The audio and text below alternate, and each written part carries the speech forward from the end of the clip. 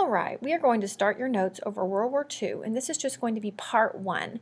So it's just going to be the first kind of section of notes here that we're going to take over kind of the beginning and the start of World War II. So we know at the end of World War I, the state of Europe is not good. A lot of the governments are going to fall to totalitarianism, fascism and Nazism are going to be on the rise, and you're going to have countries like Italy and Germany, and they're going to be very hungry for that military conquest. Remember, we talked about fascism being extreme nationalism, and Nazism is going to have some of those same components. So those two countries are going to have a lot of desire for military conquest, while the other nations in Europe are really just going to be kind of distracted and their hands full with the other economic problems. But you have to also remember Japan. Japan was going through a time of lots of industrialization. They were very successful with industrialization, but they needed raw materials and they needed markets for their industries. So they are going to invest in a region of China, in northern China, in Manchuria, because Manchuria is going to be rich in iron and coal. And so they are going to exercise some Japanese imperialism on that area. They're going to go in and seize control. And the Japanese army is going to establish a puppet government in Manchuria so that Japan can take advantage of the resources in that region. And so this attack on Manchuria is going to be the first violation of the League of Nations. The League is going to protest this invasion, but Japan withdrew from the League of Nations in 1933, so there's really not a whole lot they can do about it. So you have Japanese imperialism that's going to start brewing in China. So let's stop and think. How did Japanese imperialism contribute to the start of World War II? Go ahead and stop the video, and based on what I just talked about, go ahead and record your answer. All right, so you've had the Japanese imperialism. We've had some aggression on China. And once they are in China, there's going to be a border dispute between Japan and China on July 7th in 1937. And this is going to start a war in China. And eventually what's going to happen is the cities of Beijing and Nanjing are going to fall to Japan. So that is going to be one act of aggression that goes on in Asia. And then in Europe, you're going to have Mussolini is going to order an attack on Ethiopia in 1935. Ethiopia is going to fall to Italy, and they're going to appeal to the League of Nations for some help. But the League of Nations is not going to do anything. I know we talked after World War I about some of the weaknesses of the League of Nations. Well, they really don't have any policing power. And so the League of Nations is not really going to take any action against Italy for that. Another thing that is going to cause war is Hitler is going to refuse to uphold the Treaty of Versailles. He does not want to pay the war reparations. He does not want to accept the war guilt that Germany was left with after World War I. So he's not going to pay the war reparations, and the League of Nations is also not going to do anything about that. They're not going to enforce. And so that's just going to encourage Hitler to continue with his plans of aggression. So after that, Hitler is going to enter the Rhineland, and the Rhineland is just going to be this little area of northern France between France and Germany. And the French were stunned. They felt threatened, and they felt like Hitler was coming toward them to initiate war. But the British are going to urge this policy of appeasement. And appeasement is just kind of what we've seen from the League of Nations, is it's basically allowing the enemy to do whatever they want in order to keep the peace. So giving in for the purpose of keeping peace. And we're going to see that throughout the beginning of World War II, because they didn't want to initiate another war. They don't want to start, but it's going to end up hurting them. So Hitler enters the Rhineland, and that is going to be a turning point in the march towards war, because the League of Nations is not going to act on it. So that's just going to strengthen Hitler's power.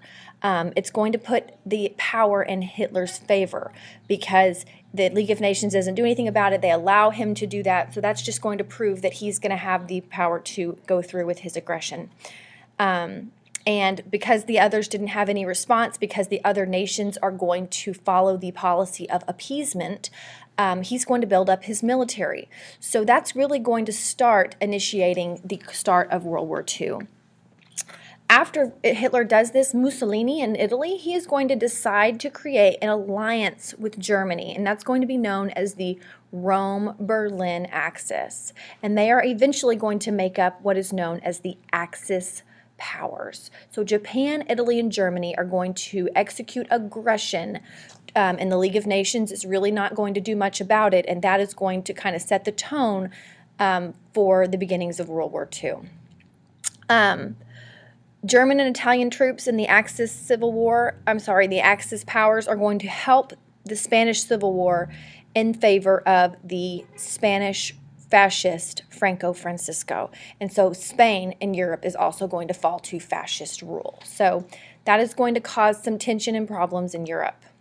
This is a map of the Rhineland, so we can see it's this area here in Germany that's in the northern part of France that's going to border for the French. It's going to be on the French border. And so that's going to really threaten the French and make them very nervous of some future aggressions by the Germans. All right, let's stop and think. How did this policy of appeasement encourage Hitler to continue his aggression? And tell me a little bit about this appeasement policy. Do you agree with this policy or do you not agree? And tell me why. So go ahead and stop your video and answer these questions right now. All right, so let's kind of look at what the West is thinking about this war. As we know, Britain and France are keeping up with that policy of appeasement, and they're not standing up to these fascist rulers. And like I said, they're doing it to keep peace. They don't want to start another war, because that was the whole goal after World War I, was to create a peaceful solution to dealing with problems. The Americans, we are obviously practicing isolationism. You guys have probably heard that before. And this is the belief that the political ties to another nation should be avoided. We're going to try to avoid alliances. We're going to try to keep ourselves out of any kind of war. And so in 1935, when all of this aggression starts to come forth in Europe, Congress is going to pass 3 neutrality acts. And they're hoping that this will keep the United States out of foreign wars. And it's also going to make it illegal to sell arms or lend money to nations at war. So that's going to kind of be part of trying to keep the United States neutral. All right, so Hitler is going to continue to expand. He's going to continue to push his limits in Europe. In 1937, Hitler is going to announce his plan to absorb Austria and Czechoslovakia into the Third Reich. And the Third Reich is basically known as the German Empire. It's Hitler's empire. So he announces plans to take on Austria and Czechoslovakia, and then he announces his plans to absorb Poland and Russia. So in 1938, Germany enters Austria and annexes it, and this is actually violating the Treaty of Versailles that prevented this kind of an alliance between Austria and Germany. And then the Germans are going to move into Czechoslovakia, and they're going to demand the Sudetenland, which is basically land on this western border of Germany and Czechoslovakia. Everything here in bold is known as the Sudetenland, and Germany is going to demand that, and the Czechs are going to refuse to give in. However, Hitler is going to be able to eventually occupy Czechoslovakia. So Hitler is making great strides in conquering areas and annexing them into his Third Reich, or his German Empire. All right, so at this point, Mussolini suggests that Germany, France, and Britain and Italy meet in Munich at the Munich Conference. And this takes place on September 29th, 1938. And at this meeting, Neville Chamberlain, who is the British Prime Minister, is going to support that idea of appeasement to keep Britain and France out of war. So Hitler is going to be allowed to take the Sudetenland, and he's going to be forced to honor Czechoslovakia's new borders. However, he does not do this. Within 6 months, he goes in and takes over the entire Czechoslovakia. So that obviously was not effective. Mussolini takes Albania, and the Germans are going to demand the Polish port of Danzig. So when the Polish go in to ask for French and British help, they are not going to get it, because the French and British are going to uphold that policy of appeasement. And Hitler knows that this is going to keep them out of war, so he knows that his demands are going to be met. So that is going to cause, this appeasement is going to continue to cause problems and tension. At this point, Britain and France tried to appeal to Russia, the Soviet Union, to help stop Hitler. Britain and France, they're going to be a little bit nervous about it. First of all, the USSR is going to be upset about not being included on the Munich conference. And also, Britain and France are not going to be totally trustworthy of this new communist government that's been put in place in the USSR. So Hitler and the Soviet Union are going to sign a non-aggression pact.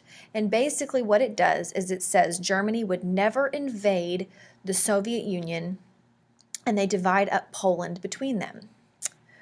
However, after that, Hitler moves forward to conquer Poland. And on September 1st, 1939, German planes invade Polish airspace and tanks go across the Polish border. And this is when the Germans are going to mercilessly bomb Warsaw, Poland. At this point, this is the beginning of World War II.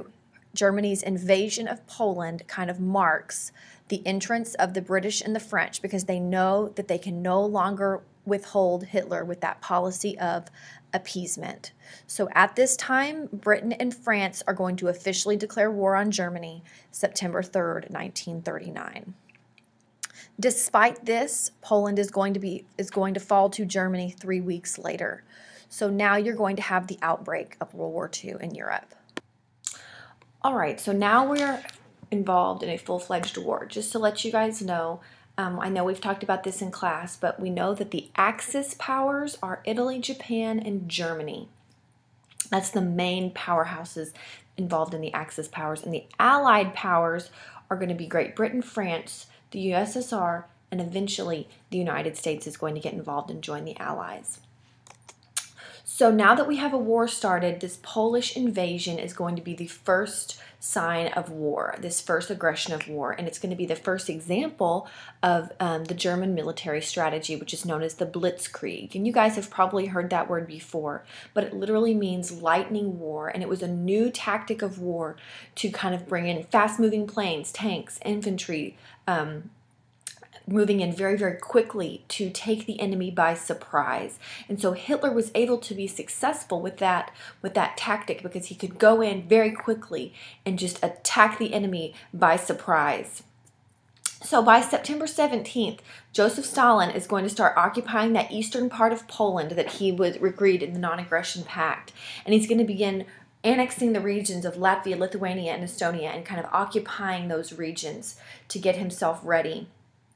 And then you're going to have the British and French troops over stationed on the Maginot Line, which was literally a heavily fortified line that divided the French and German border after World War I. It was put in place after World War I to kind of keep that border very fortified and defendable. So the British and French troops are just literally sitting on this line of defense, and they're just waiting for the Germans to attack. And pretty much for the first part of the war, the Germans and the French and the British are just staring back at each other, and it's kind of known as the Sitzkrieg or the phony war because there's really no action happening. The Germans are on their fortified line, and the French and British, the Allies, are on the Maginot Line. However, this peace, this Sitzkrieg, ends when the Germans invade Denmark and Norway and are able to take control of those countries. All right, so Hitler, as I said, broke that peace, and he's going to come in, he's going to sweep across Holland, Belgium, and Luxembourg, and this is going to be a big blow to the French because the Germans are going to be able to move through these nations and squeeze through the Maginot Line and enter France within 10 days. So the Germans are able to enter France, and they have the Allied forces surrounded around the French city of Lille. At this time, a German victory is going to be inevitable. Belgium's going to surrender to the Germans, and the French are going to look like they're going to be defeated. The Allies try to escape to the French port city of Dunkirk, and in their assistance, the British are going to send 850 ships to their aid to try and transport French soldiers out of there. And this armada is going to be able to bring 338,000 soldiers to safety across the English Channel. And it's going to be called the Miracle at Dunkirk because many of the soldiers were going to be able to be saved from German aggression. However, after the miracle of Dunkirk happens, France is going to be destined for defeat. Italy is going to join forces, and they're going to declare war on Britain and France. Italy is going to attack France in the south. The Germans are going to take over Paris. And by June of 1940, France is going to surrender to the Germans and be under German control. So Germany is going to take control of northern France, and southern France is going to be headed up by a puppet government. And if this is just a photo you can see of the soldiers in front of the Eiffel Tower, showing that France has fallen to the Germans. All right, with France fallen, Great Britain is going to have to stand alone against the Nazis, and so that's going to be a task. And they have a new prime minister. You guys probably have heard his name and heard some of his famous quotes, but Winston Churchill is going to vow to never give in. Okay, he's a very strong prime minister, and he's not going to give in to Hitler. And so Hitler is now going to set his sights on invading Great Britain and kind of finishing up that job. And the operation is known as Operation Sea Lion, and the plan is just to knock out the Royal Air Force, which is the RAF, you'll hear me say that, and they're going to land over 250,000 soldiers on the shores of England. So the German Air Force begins with bombing Great Britain, and it was the Luftwaffe, and they start targeting airfields, aircraft factories. They're going to start with those, targeting those, but then they're going to focus on bombing the cities, and they're going to start bombing London. But the Royal Air Force, they're going to hit back hard because they've got two pieces of technology that are going to help them out. They're going to have what's known as a radar, which we know what a radar is, helping them track movement. And they're also going to have a German code-breaking device known as an Enigma. So they're going to have two pieces of technology that are going to help them out. And the Battle of Britain is going to last until May of 1941. However, Hitler is going to call off his attacks because these two secret weapons really helped the RAF to defeat the Germans. He's going to pull his attention from the British because he was not successful, and he's going to focus his attention on Eastern Europe and taking over the Mediterranean. The important thing, guys, about the Battle of Britain is that Hitler was not successful, and this battle proves that Hitler can be stopped. So the Battle of Britain, using those two pieces of technology, was extremely important because it shows that Hitler is stoppable, and that if they could, using technology and using their efforts, they could stop him from taking over all of Europe. All right, so Hitler's going to take his attention and he's going to turn it to Eastern Europe because he was not successful in the Battle of Britain. So Hitler is going to be an active force in the Balkan Peninsula. You guys remember the Balkan Peninsula from World War I. But in 1940, Hitler is going to begin planning to attack his so-called ally, his the person or the country he signed his non-aggression pact with. He's going to plan to attack the USSR despite the fact that he signed a non-aggression pact with Stalin. So Stalin at this time is not expecting an attack. He thinks that he and Hitler have joined an alliance. However, he's about to be in for a surprise. So he's going to use the Balkan Peninsula in southeastern Europe, that Balkan Peninsula, as kind of a way to get into Russia. So you're going to have Bulgaria, Romania, Hungary. They're going to join the Axis powers because they're scared. And so they're going to join the Axis powers, and they're going to allow Hitler to use them as a way to get into Russia. Yugoslavia and Greece are going to resist joining the Axis powers, and they actually are going to fall to German rule. So Hitler is going to be able to dominate the Balkan Peninsula and get ready to attack the USSR. All right, the attack on Russia or the USSR is known as Operation Barbarossa. And Operation Barbarossa starts when Germans launch a blitzkrieg invasion in June of 1941. And basically, the Soviet army is not prepared. Okay, the Soviet army was not prepared for this attack. It was a total surprise using that blitzkrieg tactic. And the Germans are going to be able to push 500 miles into the Soviet Union. So the Russians are going to begin using their scorched earth policy. We've talked about that with other Russian battles. They're basically going to destroy everything in their enemy's path so that the enemy can't take advantage of their resources. And by September 8th, the Germans are going to surround the city of Leningrad, and they're going to be able to cut that city off from the rest of the world. And so Hitler's going to try and starve the city by destroying their food storage warehouses and trying to cut the city off from food. And the people are going to starve. They're going to end up having to eat cow and horse feed, and they're going to have to eat rodents. Okay? But after losing over almost 1 million people, they're going to refuse to fall to Hitler. So Hitler's going to move on to Moscow. And by December, the Germans had advanced to Moscow. The Soviets are going to counterattack, though. And guess what's on their side? That's right, the winter. Remember, we've talked in class so much about how this Russian winter is going to work to their advantage. And the winter's going to start setting in, except the Germans are going to get word from Hitler that says no retreat. The Germans are going to dig in about 125 miles from the capital, and they're going to stay there until March of 1943. At this time, about 500,000 German lives are taken with this operation. So that's not going to be necessarily a successful operation with the help of the Russian winter. And we'll talk more about how this Russian winter is going to assist Russia in this war. Probably wondering, what is the United States doing all this time? Well, the United States is still going to be very apprehensive about joining the war. Remember the neutrality acts that were passed before the war.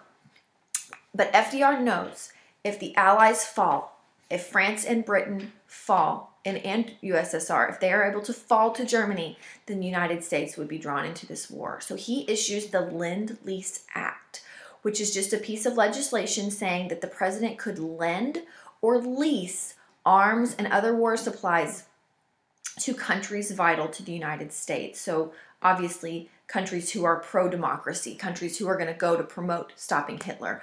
So the Allies. And by 1941, U.S. ships are going to start escorting British ships carrying U.S. arms. And so Hitler at this time is going to start ordering the sinking of any cargo ships that he meets, knowing that most of these cargo ships are going to be carrying U.S. arms. All right, and this is just a political cartoon. As the United States stays neutral, it's still interesting to see that we're going to be involved with the Lend-Lease Act. So it just kind of symbolizes that we're sending a lot of our supplies and how conveniently they get over to England, even though we claim to be neutral. So at this time, when Hitler issues that order, Churchill and Roosevelt are going to meet. Winston Churchill, British Prime Minister, FDR, Franklin Delano Roosevelt, President of the United States. They're going to come together and sign the Atlantic Charter, and that's basically going to uphold free trade and uphold the rights of other nations to choose their own government. However, on September 4th, German U-boats are going to fire on a U.S. destroyer in the Atlantic. And so the United States is going to be involved in kind of an undeclared naval war with Germany. However, the United States does not get officially involved with a declaration of war in World War II until after the attack on Pearl Harbor, which we will talk about in class next time. All right, so stop and think. I want you guys to list me a couple of reasons here because there's lots, but what were some of the major factors that brought Europe into World War II? What brought this on, okay? And I want you guys to predict, how will the world view the U.S. policy of isolation? How is the United States, they're over here, we said they've stayed isolated. How is that going to change their view, other countries' views of the United States? And how is that going to fare for them in the future? Make a prediction based on prior knowledge, guys. I know you have it. All right, I will see you guys next time in class.